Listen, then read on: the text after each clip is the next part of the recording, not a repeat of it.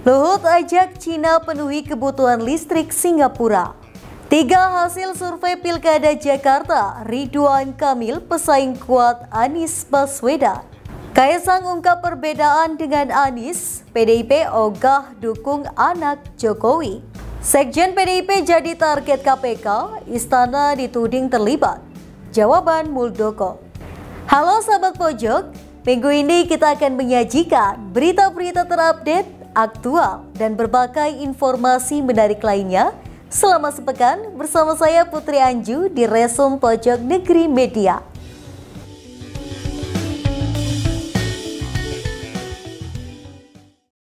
Menteri Koordinator Kemaritiman dan Investasi Luhut Binsar Panjaitan mengatakan Singapura membutuhkan pasokan listrik dari Indonesia. Oleh sebab itu, ia mengajak para produsen tenaga surya asal Cina ikut terlibat dalam hal tersebut. Salah satu caranya adalah dengan membangun pabrik panel tenaga surya di Indonesia. Berikut informasi selengkapnya.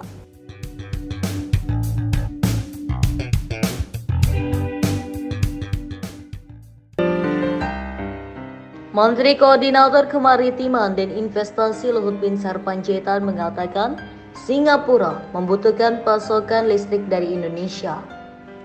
Oleh sebab itu, ia mengajak para produsen tenaga surya asal Cina ikut terlibat tersebut. Salah satu caranya adalah dengan membangun pabrik panel tenaga surya di Indonesia.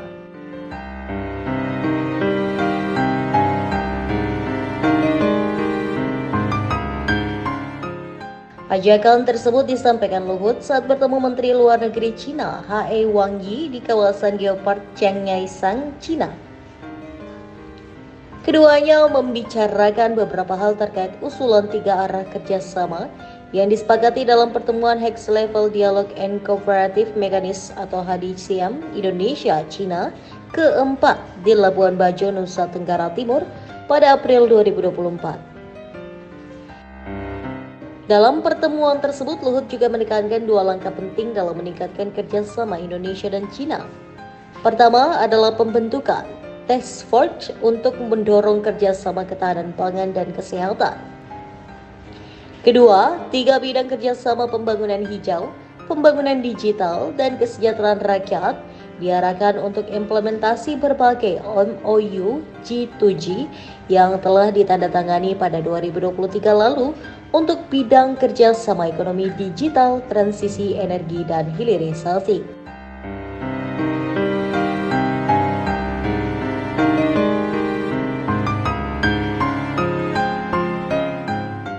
Di sisi lain, Luhut juga menjelaskan bahwa dirinya meminta bantuan Cina untuk membantu upaya Indonesia dalam meningkatkan kualitas udara. Dalam hal ini adalah technical assistance untuk penurunan polusi dari pembangkit listrik tenaga uap.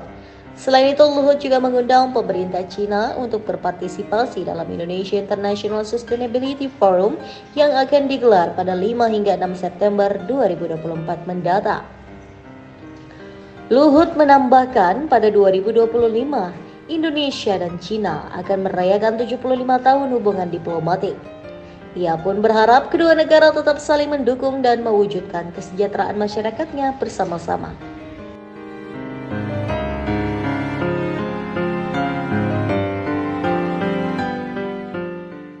Tadi malam dengan Pak Wangi saya sambil makan sudah beritahu beliau kenapa kita nggak mulai dengan 100.000 hektar, dan beliau sudah minta untuk di follow up dan kita akan follow up. Dan ini juga akan bisa segera speed up mempercepat proses ini.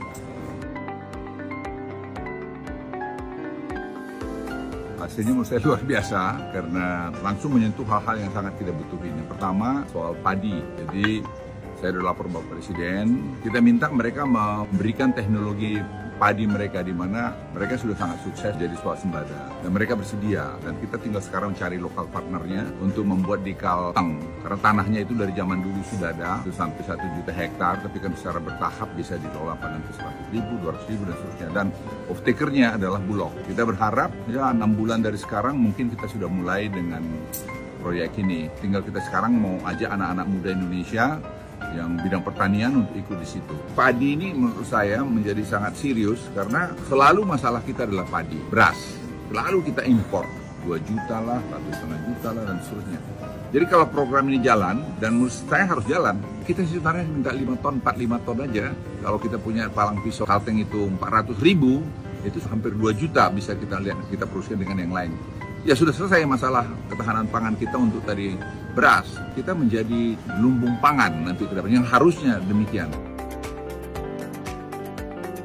Hortikultura kita sudah buat di Humbang Hasudutan di Toba, tapi saya lihat prosesnya saya belum puas karena menurut saya terlalu lambat. Kita mau nanti di situ seperti cabai keriting, juga tadi bawang, onion, juga termasuk kepada bawang putih, kemudian durian, buah-buahan. Kita bekerja sama dengan mereka. Mereka bikin lab bersama. Saya sekarang jadi yakin juga bahwa teknologi transfer itu tidak bisa tanpa research. Jadi kita mulai dengan research mereka yang sudah ada dengan researcher kita. Bekerja sama, anak-anak muda Indonesia kita himbau untuk ikut nanti di situ, dan pemerintah menyiapkan fasilitas di Humbang Hasudutan untuk research tadi, untuk kita melihat nanti yield daripada misalnya cabai, kemudian bawang putih, kentang, semacam itu, dan harus ada lokal partner. Saya pikir kalau ekosistem ini dibangun, saya kira akan bagus. Nah, kemudian ada satu yang disentuh tadi malam soal durian.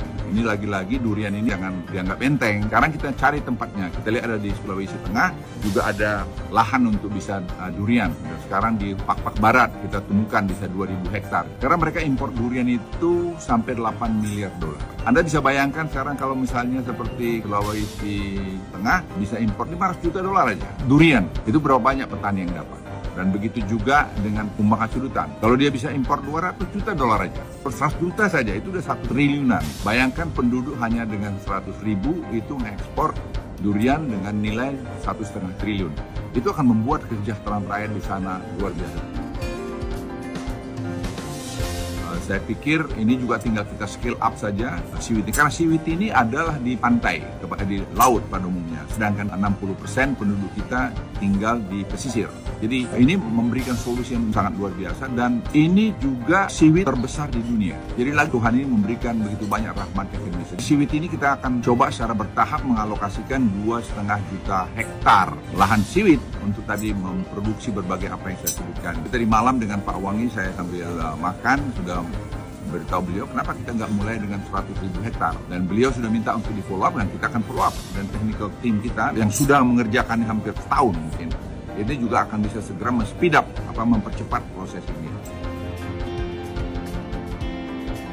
Kereta api cepat Jakarta-Surabaya kita sepakat segera tim dibentuk, kemudian pelabuhan Ningbo kita jangan jadi feeder ke Singapura, kita harus bisa juga ekspor dari Indonesia. Nah, kita cari partner, Ningbo salah satu partner kita yang kita akan mainkan, sehingga nanti Kuala Tanjung itu bisa langsung ekspor, mengirim kontainer ke luar negeri, tidak perlu menjadi feeder dari Singapura. Bukan apa-apa, tapi ya kita kemandirian Indonesia kita harus tunjukkan juga ke depannya.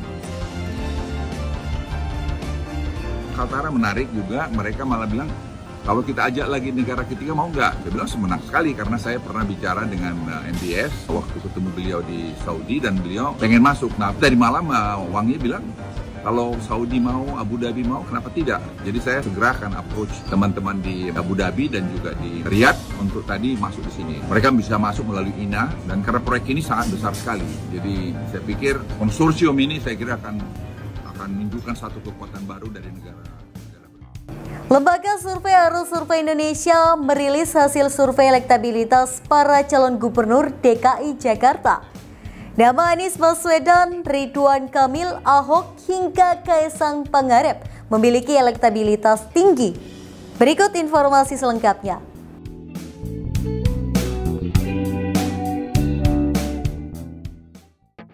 Sejumlah lembaga survei mengeluarkan data terbaru elektabilitas calon gubernur DKI Jakarta.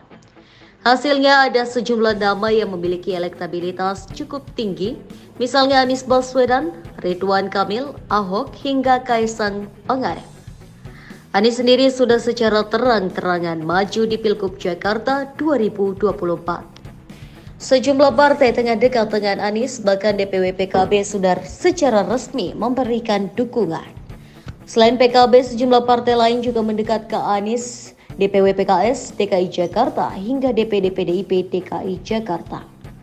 Sementara itu, Ridwan Kamil juga baru-baru ini justru mendapatkan surat rekomendasi dari Partai Gerindra untuk maju di Pilgub Jakarta 2024.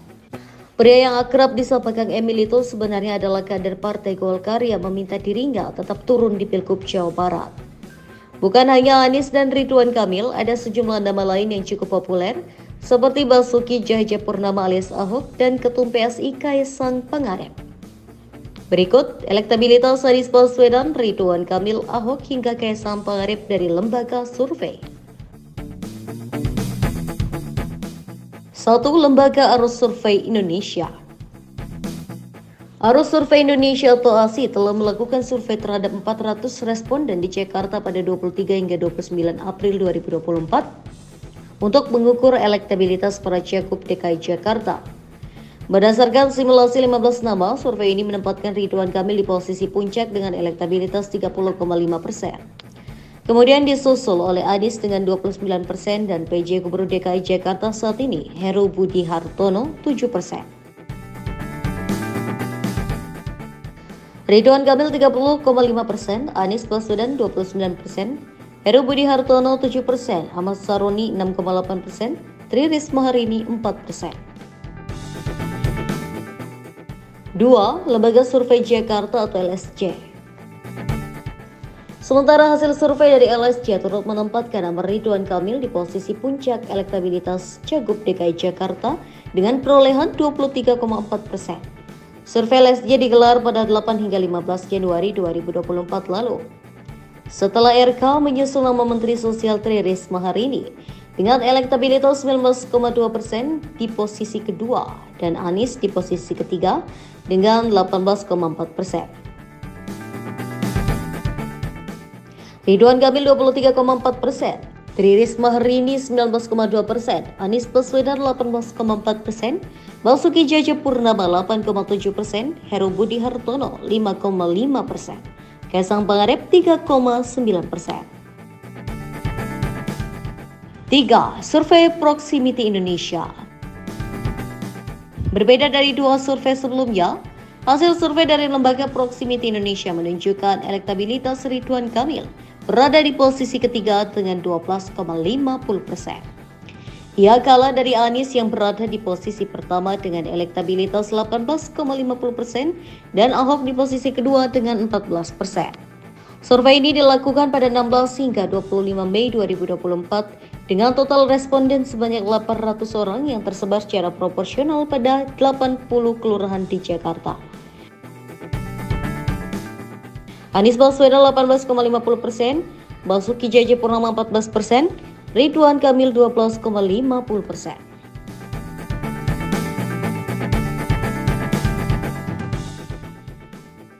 Konstelasi politik untuk perebutan kursi Gubernur DKI Jakarta mulai beriak.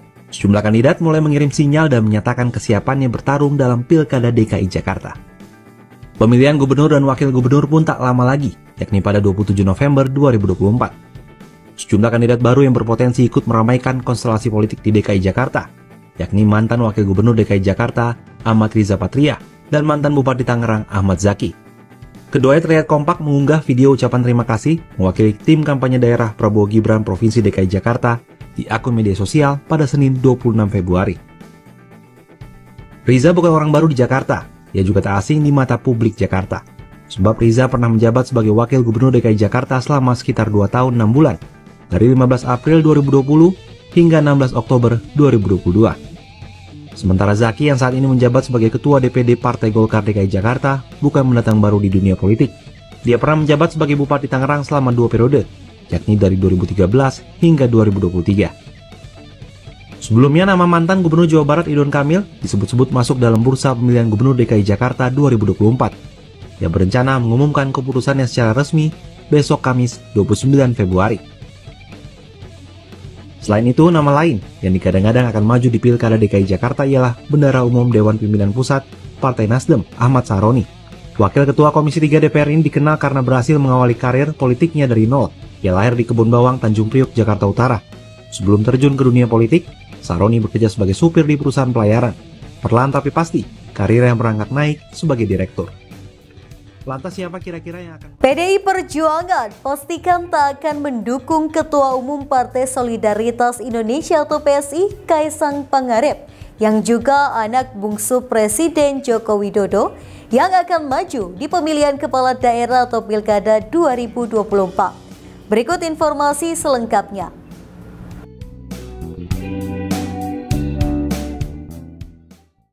Sekretaris Jenderal PDIP Hasto Kristianto menanggapi kabar Ketua Umum Partai Solidaritas Indonesia atau PSI Kaisang Pangarep yang akan maju di pemilihan kepala daerah atau Pilkada 2024. Menurut Hasto, PDIP tak akan mendukung putra bungsu Presiden Joko Widodo itu jika dia nanti memutuskan jadi calon kepala daerah.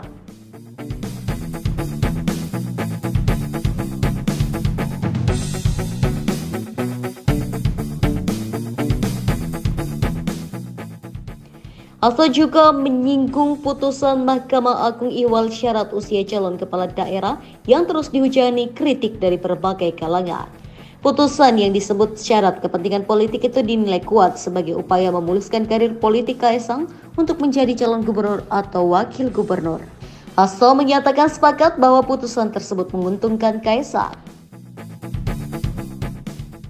Adapun Mahkamah Agung dalam putusannya memerintahkan kepada Komisi Pemilihan Umum atau KPU mencabut pasal 4 ayat 1 huruf D Peraturan KPU nomor 9 tahun 2020. Lewat putusan tersebut, Kaisang kini memenuhi syarat usia sebagai calon kepala daerah di level provinsi. Hal ini lantaran amar putusan Mahkamah Agung yang memperluas tafsir batas usia minimal 30 tahun terhitung setelah pelantikan calon, bukan lagi sejak penetapan. Permohonan itu didistribusikan pada 27 Mei 2024. Permohonan tersebut diputuskan 3 hari kemudian. Sidang itu dipimpin oleh Ketua Majelis Julius serta 2 anggotanya Cerabangung dan Yodi Martono Wahyunadi. Gugatan ini dimohonkan Ketua Umum Partai Garuda Ahmad Rida Sabana pada 23 April 2024. Jika aturan itu tidak diputuskan, maka Kaisang yang lahir pada 25 Desember 1994 disebut tidak bisa mendaftarkan diri di pilkada tingkat provinsi karena belum genap berusia 30 tahun saat pendaftaran nanti. Pendaftaran calon gubernur dan wakil gubernur dibuka pada 27 hingga 29 Agustus mendatang. Sebelumnya, Wakil Ketua Umum PSI Andi Budiman mengklaim putusan Mahkamah Agung tentang batas umur pencalonan kepala daerah tidak ada kaitannya dengan Ketua Umum PSI Kaisang Pangarep. Andi mengemukakan hal itu karena banyak pihak menuduh putusan MA itu untuk memuluskan langkah Kaisang mencalonkan diri jadi kepala daerah. Sementara itu, Ketua Umum PSI Kaisang Pangarep menegaskan bahwa dirinya memiliki perbedaan dengan Anies Baswedan. Hal itu disampaikan Kaisang ketika menanggapi soal kemungkinan isu berpasangan dengan Anies pada Pilkada Jakarta 2024.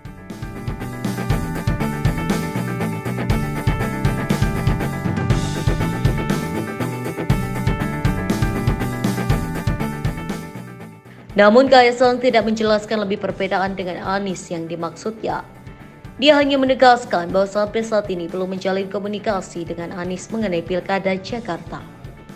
Pernyataan tersebut berbeda dari keterangan Kaisang sebelumnya yang mengaku tak masalah jika dipasangkan dengan Anies. Menurut Kaisang, Anies memiliki elektabilitas yang cukup baik di Jakarta. Hal ini bisa menjadi bekal yang baik untuk berkontestasi pada Pilkada Jakarta. Sebagai informasi, Kaisang digadang-gadang bakal maju pada Pilkada Jakarta 2024. Dia pun mengaku siap dipasangkan dengan siapapun jika nantinya benar-benar maju sebagai calon gubernur. Sejumlah partai politik seperti Partai Amanat Nasional atau PAN dan Gerindra bahkan membuka opsi bagi Kaisang untuk berpasangan dengan Ridwan Kamil. Pak Kaisang, Pak, kemarin Mas Kaisang sempat bilang tertarik untuk berpasangan dengan Pak Anies juga di Jakarta, Pak. Tanggapan Bapak gimana? Benar. Sebenarnya secara prinsip setiap warga negara memiliki hak yang sama untuk dipilih, untuk memilih. Dan proses fase ini adalah proses di mana partai-partai menetapkan siapa yang akan dicalonkan. Dan dari situ kemudian nanti akan dicari kombinasi pasangan sebagai bagian dari proses politiknya. Jadi pada fase ini saya bisa katakan secara prinsip negeri ini menganut prinsip itu. Semua punya kesetaraan kesempatan. Tapi Pak Anies mau nggak kalau dipasangnya sama Kaisang? Sekarang ini kita memikirkan bagaimana agar tidak PKB sendirian, tetapi bisa bersama-sama dengan partai yang lain. Karena tidak mungkin bisa mengusung sendirian, bukan? Jadi urutannya itu dulu. Setelah urutannya itu sudah selesai, baru kita berbicara tentang pasangan.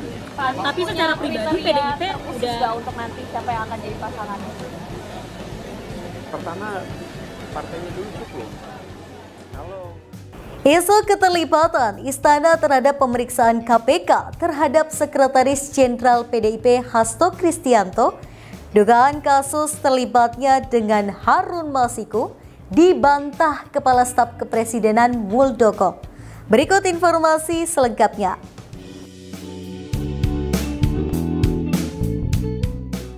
Kepala Staf Kepresidenan Muldoko membantah isu Sekretaris Jenderal PDIP Hasto Kristianto diproses Komisi Pemberantasan Korupsi karena sikap kerasnya terhadap Presiden Jokowi. Muldoko mengatakan pemeriksaan Hasto adalah wewenang KPK sebagai penegak hukum. Dia menilai tidak ada kaitannya proses hukum itu dengan kritik-kritik Hasto terhadap istana. Kalau saya melihatnya bukan itu, ya. Saya melihatnya bukan di situ. Ya. Ada pertimbangan hukum lain mungkin yang menjadi pertimbangan dari KPK. Muldoko membantah ada arahan dari istana agar KPK memproses hukum Hasto. Muldoko juga berkomentar tentang langkah KPK memburu Harun Masiku dalam kasus yang sama dengan Hasto. Dia optimistis Harun bisa diringkus dalam waktu dekat.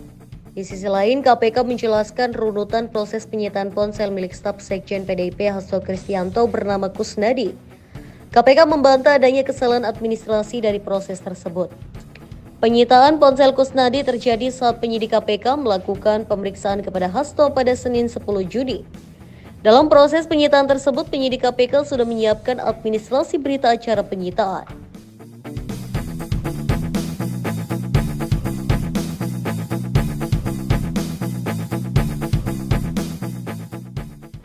Tessa mengatakan setelah penyitaan selesai, Kusnadi justru membawa dokumen tanda terima kasih yang masih berbentuk koreksian. Sementara tanda terima final yang sudah ditandatangani oleh Kusnadi dan penyidik tidak dibawa. Tessa menjelaskan tiap penyitaan yang dilakukan penyidik KPK juga selalu dilaporkan kepada Dewan Pengawas atau Dewas KPK. Dia menyebut Kusnadi juga telah menerima surat tanda terima penyitaan pada saat diperiksa sebagai saksi hari Rabu 19 Juni. Penyitaan ponsel milik Kusnadi ini diprotes keras oleh tim kuasa hukumnya hingga melaporkan penyidik KPK ke Dewas KPK. Tim pengacara menyoroti surat perintah penyitaan yang dikeluarkan KPK saat menyita barang milik Hasto dan Kusnadi. Kemudian ada seseorang yang memakai masker dan memakai topi membisiki bahwa dipanggil Bapak. Jadi secara spontan saudara Kusnadi ikut masuk ke dalam dan ke atas. Menurut kami ini cara yang tidak profesional sekali. Ini seperti menjebak. Ya. Tidak ada. Berarti ATM Pak Kusnadi ya? Pak Kusnadi. Ya, dan perlu kita garis bawahi tidak ada kaitannya dengan perkara Harun Masiku ya. Dan perlu kita sampaikan bahwa Sekjen PDI Perjuangan, Mas Hasto Kristianto mendukung langkah-langkah hukum, penegakan hukum, dan juga mendukung KPK. Beberapa statement beliau selalu menyampaikan bahwa penegakan hukum kami PDI Perjuangan selalu mendukung, dan terutama juga pun KPK. Mas, berarti Mas Hasto juga kepengen Harun Masiku ditangkap KPK dong? Tentunya kami dukung, kita sampaikan Pak. Biar perkara ini menjadi terang benderang dan tidak lagi menjadi objek sebagai bahan politik. Ketika masuk tahun politik, kemudian nanti isu ini akan diangkat lagi. Itu adalah tugas penyidik, ya kan? Tugas penyidik memproses, menangkap gitu loh. Karena mereka yang punya kewenangan, ya. Saudara cukup.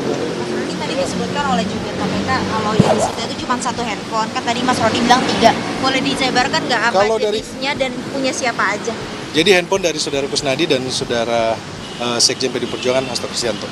Jenis-jenisnya? Jenisnya saya sudah nggak perhatiin tadi suratnya. Dua saja ya? Dan juga pun kami melihat bahwa ada surat penyitaan itu yang di tanggal 23 April. Di sini kan terjadi namanya menurut saya pelanggaran terhadap proses surat penyitaan tersebut kan. Dan ini menjadi pertanyaan ya. 24 April 2024. Itu dilakukan oleh penyidik Rosa Purbobekti. surat tanggal di surat perintah penyitaan yang tadi siang? Penggeledahan, surat berita acara penggeledahan. Jadi kelihatan ketidakprofesionalannya Saudara Rosa itu. Suratnya pada penyitaan itu dibuatkan tanggal yang salah. Jadi saya nggak tahu apa dia lagi copy paste pada perkara yang lain untuk melakukan penyitaan itu. Pada prinsipnya juga, ini kan si Pak Hasto ini kan dipanggil sebagai saksi nih. Kita tahu peraturan di KUHP mengatur mengenai soal penyitaan. Penyitaan itu harus izin dari pengadilan. Saksi yang harus diperiksa. Kemudian stafnya Pak Hasto ini datang ke situ hanya untuk mendampingi. Barang-barang miliknya pun disita. Itu ada kartu ATM, ada kunci rumah, dan macam-macam. Jadi kita keberatan tuh, udah tanggalnya bikinnya salah, penyitaannya nggak benar, gitulah. Jadi ini ugal-ugalan nih caranya nggak benar nih. Maka kita sebenarnya mendukung KPK untuk penguatan KPK. Tapi kalau caranya begini, ini kita sungguh menyayangkan ini. Maka kami keberatan sekali bahwa ini jelas adalah pelanggaran politik berat. Itu tadi berita terhangat selama sepekan ini. Nantikan berita lainnya di web kami di pojoknegeri.com dan di channel YouTube Pojok Negeri Media. Jangan lupa untuk komen, like, dan subscribe channel kami. Kami undur diri, sampai jumpa di Reson pekan depan.